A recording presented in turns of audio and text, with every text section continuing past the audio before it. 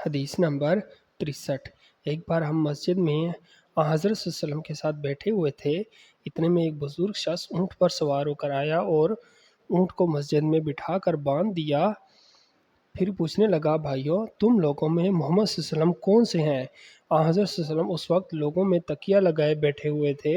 ہم نے کہا، حضرت محمد صلی اللہ علیہ وسلم یہ سفید رنگ والے بزرگ ہیں جو تکیہ لگائے ہوئے تشریف فرما ہیں۔ تب وہ آپ سے مخاطب ہوا کہ اے عبد المطلب کے فرزند، آپ صلی اللہ علیہ وسلم نے فرمایا، کہو میں آپ کی بات سن رہا ہوں۔ وہ بولا، میں آپ صلی اللہ علیہ وسلم سے کچھ دینی باتیں دریافت کرنا چاہتا ہوں اور ذرا سختی سے بھی پوچھوں گا تو آپ اپنے دل میں برا نہ مانیے گا۔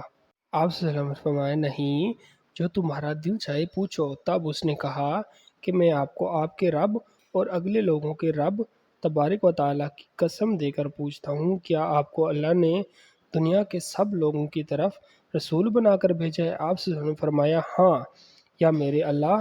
پھر اس نے کہا، میں آپ صلی اللہ علیہ وسلم کو اللہ کی قسم دیتا ہوں، کیا اللہ نے آپ کو رات دن میں 5 نمازیں پڑھنے کا حکم فرمایا ہے؟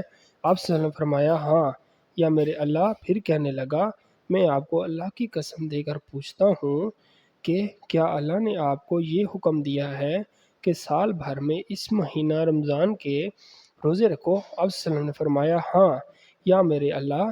پھر کہنے لگا، میں آپ کو اللہ کی قسم دے کر پوچھتا ہوں کہ کیا اللہ نے آپ کو یہ حکم دیا ہے کہ آپ ہم میں سے جو مالدار لوگ ہیں ان سے زکوٰۃ وصول کر کے ہمارے محتاجوں میں بانٹ دیا کریں؟